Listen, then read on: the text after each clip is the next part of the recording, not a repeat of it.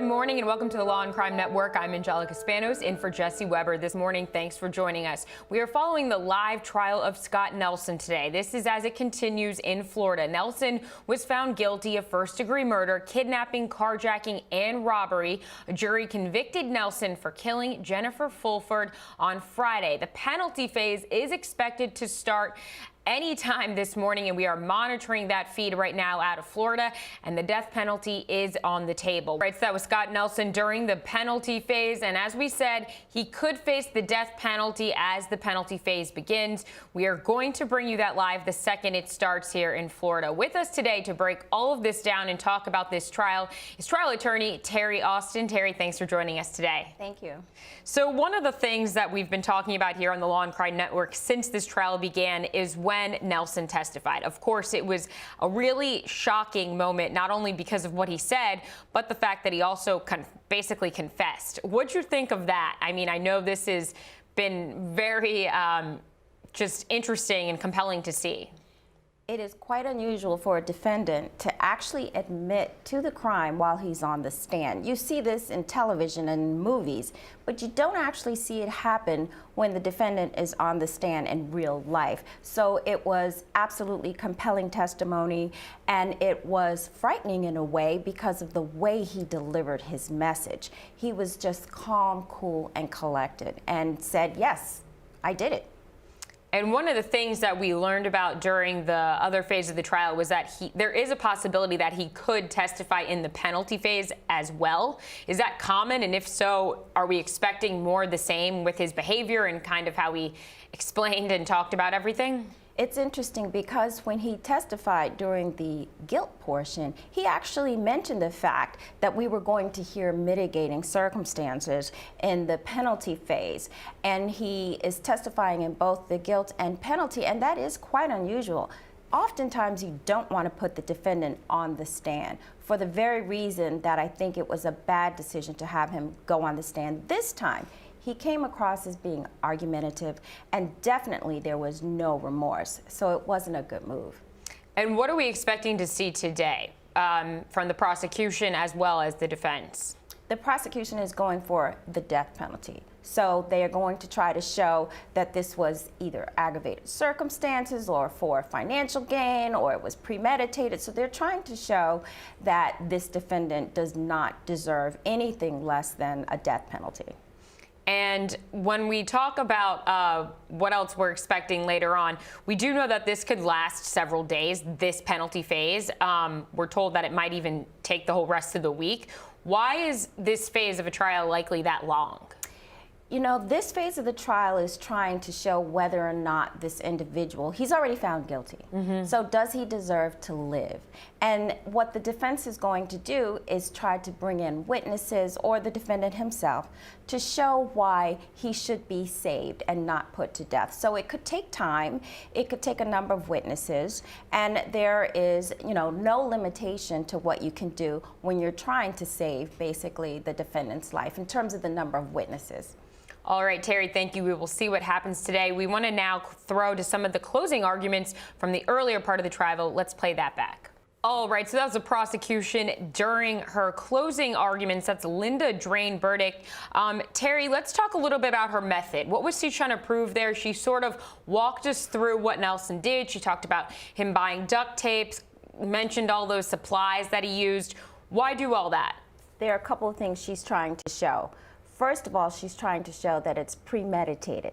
Why would you buy duct tape or ties? And it's because he's planning to do a murder. So she's trying to show that it was a premeditated act, that it wasn't just something that happened at the time, and this is why he should get the death penalty. She's also trying to show because he went to the bank, he took out money, he used her debit card, that it was for financial gain. So those are both two reasons he could be put to death in Florida. And do you think she did a good job of explaining that to the jury? I know obviously we know they convicted him, but how was it effective? I do think it was effective. And I think she's also talked about how heinous the crime was. The fact that the defendant covered the victim's face entirely in duct tape. So not only did he silence her voice, but she could not breathe. So I think the prosecution is showing a number of ways that the jury could say this man should be put to death. All right, so that was Robert Lahr giving the defense's closing arguments there, and he touched on the premeditation argument and said how there really was no intent, and he explicitly said that Nelson said that during his testimony. So this is all interesting because he's saying that this wasn't premeditated, and the prosecution said it was, but hey, it really wasn't because he said it wasn't. He had no intent to kill her. What do you think about that, Terri? I think that's nonsense. I think the jury is thinking that is nonsense. When someone goes into a store and purchases a knife and duct tape and ties, there is an intent there to use those items in a certain way. And what the prosecution previously stated was that the defendant intended to kill the victim, and that he knew when he bought those things, it was premeditated. The defense is saying no, that you can use these items for something else. Well, maybe if you're buying them separately, if you're getting kitchen items and you're cooking, but not if you buy those things all together at a Walmart and you end up using all of those things. So I think the defense is not doing a very good job of trying to convince the jury that it wasn't premeditated. And after this, the prosecution got a chance to give a rebuttal. So let's see what they said after that. Wow, okay, that is Kelly Hicks doing the prosecution's rebuttal there. I mean, she did a fantastic job, really, of explaining how sick Nelson was during all this, especially when she was describing him talking about actually stabbing Jennifer. What'd you think of this, and further, what was she trying to prove? I agree 1,000,000%. She did an excellent job. And what she's trying to prove here is, under Florida law, it is a crime, and he could get the death penalty if it's atrocious, heinous, and cruel. And one of the things she was trying to show here is this is a cruel man. He wrapped her whole face, he stabbed her, he didn't think she was dead, so he moved the knife. So I think she's doing an excellent job. She wants the jury to also see this video showing that he didn't care. He's eating his pizza. It's blood pizza. So she's absolutely doing a great job here. And when this was going on afterwards, obviously the jury started their deliberations for the murder. But when they hear this, and when a jury's sitting there and this is all unfolding in front of them, is this something that's a very good, strong argument that kind of puts them and sways them like, look, I know we heard his testimony and that was already pretty intense, but now we hear this. What goes through a juror's head when they hear this totality of this package from this trial? Because it's a lot and it's intense. I'm sure it's emotional on their end. I agree with you. I think having it all summed up the way she did puts it together. It puts a ribbon around the package for the jury. And it makes them understand that this particular crime was something that really should be punished because of the nature of the crime. She's got many reasons here why under Florida law it should be the death penalty, whether it's the financial gain, whether it's the fact that it was premeditated, or whether it's the fact that it was so heinous and atrocious. And she's put that all together in one package for the jury. All right, and we will see what the jury will say during the penalty phase, which is about to start here in Florida. We're going to bring you there live. We have to take a break first. Stay with us, and we'll be back. Welcome back to the Law and Crime Network. We're going to take you live today to Florida, where the penalty phase is starting for the Scott Nelson trial. We've been talking about this here for at least a week on the Law and Crime Network. Last week, Nelson was found guilty of first-degree murder, kidnapping, carjacking, and robbery. A jury convicted Nelson for killing Jennifer Fulford. Now, the penalty phase is expected to start any time now. We've been monitoring that court feed live, and the death penalty is on the table here. We do know that the judge has brought the jury into the courtroom right now, so they should begin shortly. As we are waiting for that to happen, we want to quickly just talk about what's about to happen. Terri Austin here. Terri, we saw the court go into a sidebar a couple times, and that's sort of why we haven't seen the penalty phase begin yet. Why do they typically do that before this part of the trial? Oftentimes, between the guilt phase and the penalty phase, there are issues of evidentiary matters that the judge wants to determine outside of the hearing of the jury. Even though the jury's in the room, the judge wants the lawyers for the defense and the prosecution to come to an agreement about such things as timing, or how many witnesses will there be, or can they stipulate to certain evidence. So he wants to take care of all of that without the jury hearing, so it doesn't in any way affect the trial itself. And what can we expect during the penalty phase? Are we going to see witnesses here? What are we looking at? One of the things we're expecting is for the defendant himself to come back on the stand to talk about mitigating circumstances. We know he's going to try to prove that he didn't intend to kill. So I think that's one of the things that the defense is going to want to try to say, that there was no intent here. We know already that the victim is dead, and we know already that the defendant killed her. Now it's just a question of, should he be put to death?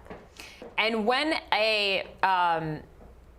someone like Nelson in this case takes the stand in this phase, we already heard him really shock everyone during the trial. So what happens when he takes the stand in this phase? Is that going to be equally as earth-shattering? Is he going to repeat and say sort of some of those off-the-wall things he said beforehand? The problem with this type of defendant is it's unclear what he's going to say. I am certain that his attorneys are worried about the fact, what is he going to say? He comes across as very arrogant. He's very, not seriously considering any remorse here. So I think the defense is going to put him on because he wants to go on, but I don't think they're going to be able to control what he says, and I don't think they're going to be able to keep him in check. Right. All right. Well, we want to take you live to that courtroom again. This is the trial of Scott Nelson in Florida. You can see the judge there, so let's go there live. All right, so you are watching live the courtroom in the Scott Nelson trial in Florida. We just heard the beginning of the penalty phase. That was the Assistant State's Attorney, Ken Nunnally, and he went through talking about the aggravating factors. He listed some of those. He also talked about the victim impact statements, or things of that nature that might come later on in this penalty phase. Terri Austin with me here to break this all down. What'd you think of that? We saw the beginnings of this. How was that so far? I thought he did an excellent job. When he was talking about what is aggravating, he specifically listed the pecuniary advantage that this defendant would have, the financial gain that he would have based on this murder. He also mentioned the fact that it was premeditated. He purchased all of these items for the purpose of committing a murder. He talked about the fact the way the victim died, she pled for her life. That's also another aggravating circumstances. And he spent a lot of time talking about whether or not the crime was heinous or atrocious or cruel. And I think they've really established the fact that it's all of those things, although you only need to show one of those things. So I think he did an excellent job. He also talked about how Nelson said he did not want Jennifer to be able to testify against him. And that is one of the most vicious parts of this whole thing. So for him to point that back out again, I think was a really smart move. Absolutely. The fact that the defendant is trying to obstruct justice in a sense, in the fact that he is killing the witness, that is also a very aggravating circumstance. He could have also mentioned the fact that the defendant had no remorse, because under Florida law, that's also another aggravating circumstance. As far as I'm concerned, the jury has many, many reasons to show that this should be the death penalty. All right, Terri, thank you. We have to take a break, but stay with us. When we come back, we'll be live back in that courtroom in Florida for Scott Nelson's trial.